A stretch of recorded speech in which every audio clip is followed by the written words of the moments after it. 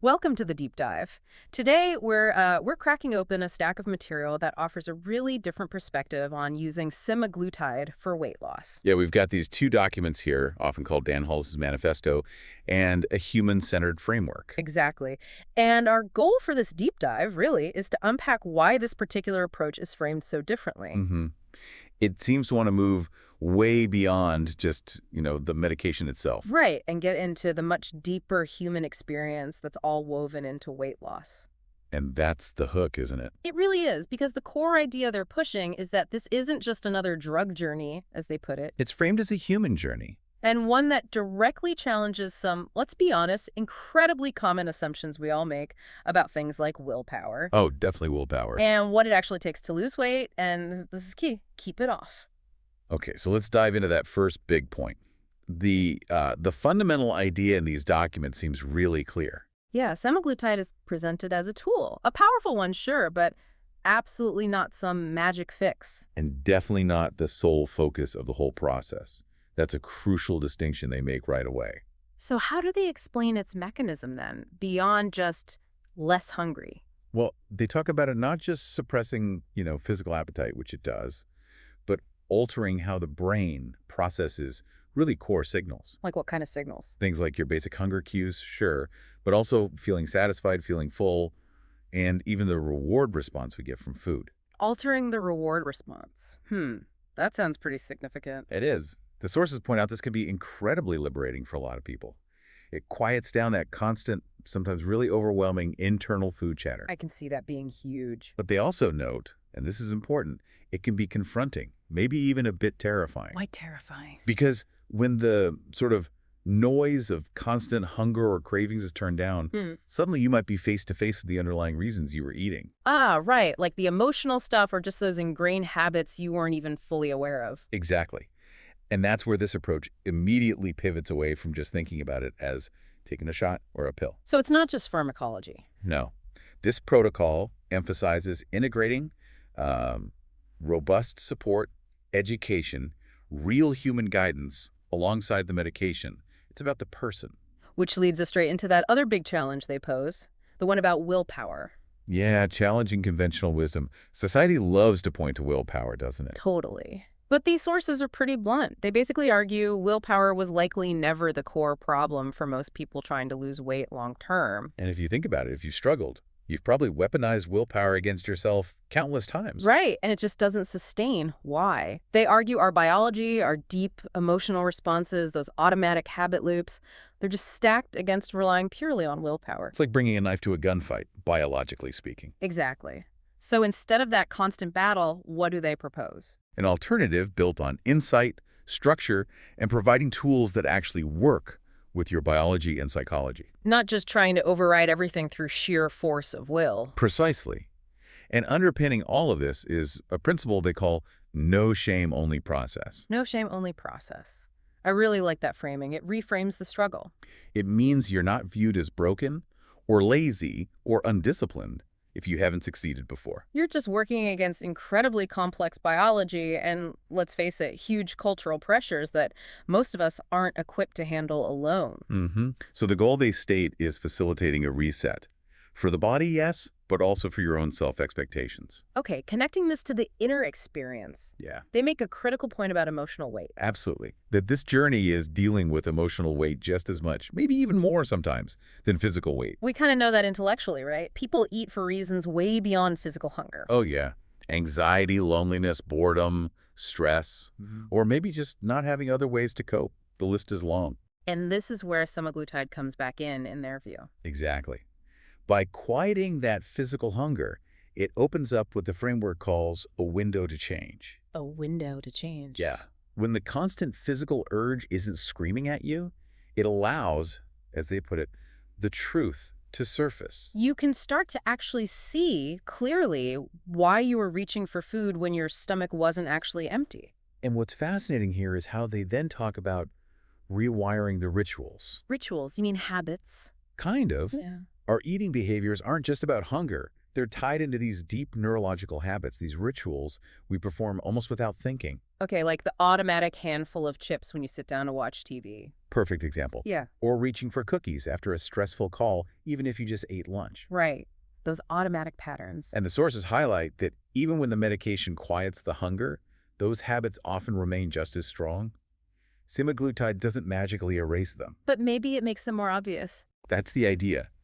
By removing the physical hunger cue that often reinforced the habit itself becomes more visible. You notice it more. And that creates the opportunity to consciously replace it. Exactly. Replace those old rituals with new, healthier ones. Maybe it's a walk, maybe journaling, maybe calling a friend. Something that serves the underlying emotional need differently. So the medication makes it easier to see the blueprint of what needs rebuilding. Nicely put. And that ties directly into another really profound concept they discuss: anchoring identity. Anchoring identity. Okay, what does that mean in this context? Well, think about it. The physical weight loss, Yeah. that's visible. Everyone sees it. Your clothes fit differently. Mm-hmm. But the identity work is catching up emotionally and mentally to who you are becoming at this new, healthier weight that's invisible. But crucial, they argue. Absolutely crucial. They warn that one of the biggest traps is that the body often changes faster than the identity can keep up. Okay, I think I see where this is going. If you don't actively work on anchoring that new identity, your brain can kind of feel mismatched with your physical self. And that disconnect, it could lead to problems. It can lead to unconscious self-sabotage, Yeah. pulling you back towards behaviors that feel more aligned with your old identity, even if it means regaining the weight. The focus has to be on who you are becoming. Wow. Okay. That leads into another key pillar here, doesn't it? The emphasis on pacing, on playing the long game. Definitely.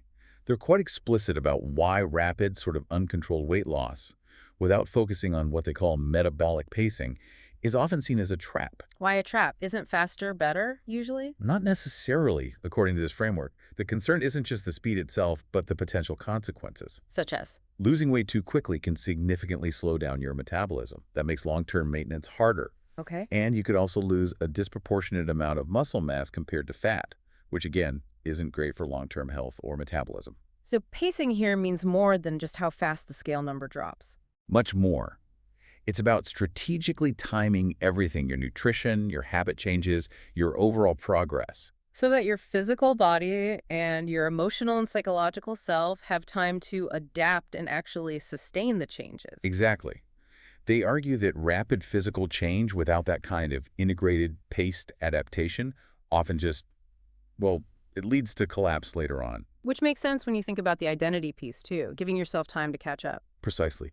And this perspective also explains why planning the off-ramp from the medication is so critical. The off-ramp, meaning planning for when you stop taking it. Yes, and according to these sources, that planning needs to start basically from day one. Because the medication is seen as temporary. As a temporary catalyst, yeah.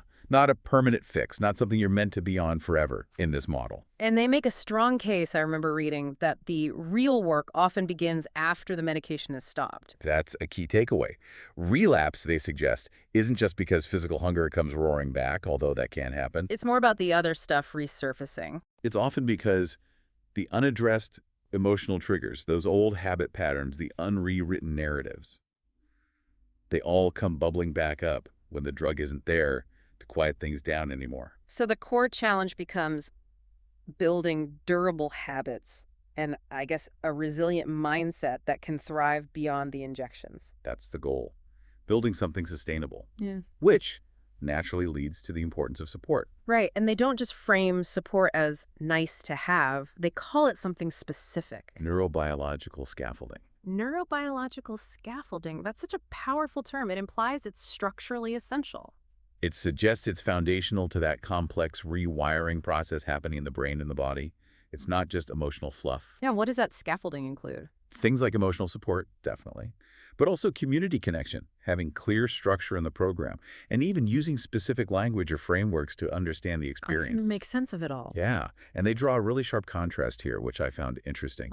Between, say, an AI or an algorithm delivering information very efficiently, Which they can do. and humans delivering meaning. They argue that processing these deep emotional and identity shifts really requires that human element. You can't automate meaning. That makes sense. And part of that meaning making involves rewriting the narrative. Huge part. Weight loss is biological, it's behavioral, yes. But staying successful long term, they argue that's profoundly about the stories you tell yourself, So helping people consciously change their internal dialogue. about past failures, about food itself, about their own sense of worth and capability, all of it. Because the medication can't fix a negative self-story. Exactly. As the sources basically say, no amount of medication can sustain a physical change if your internal story is still stuck on, I'm a failure, or I don't deserve this, or I'll just gain it all back anyway. The internal narrative has to eventually align with the external progress for it to stick. It has to. So pulling all these threads together, Mm. what these sources are really presenting isn't just, a protocol or a checklist for using a drug.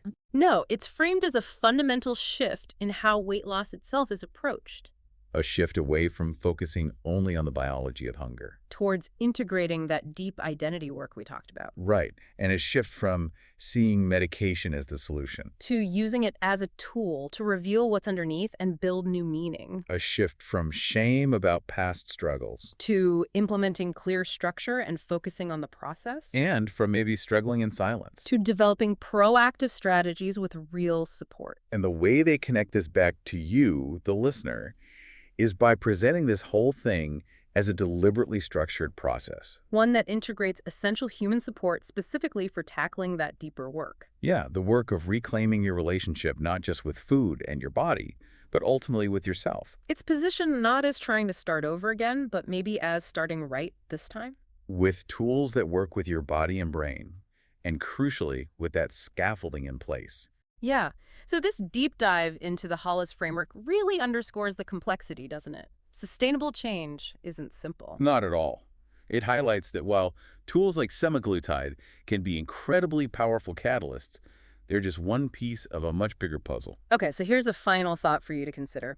Given how much this approach focuses on the work after the medication stops building new habits, rewriting those old stories, ensuring support is solid, what does this perspective really suggest about the nature of lasting transformation? Not just in weight loss, Right. but maybe in any area of life where we're seeking significant, sustainable change. What does it tell us about what's truly required beyond just the initial tool or trigger? Something to mull over.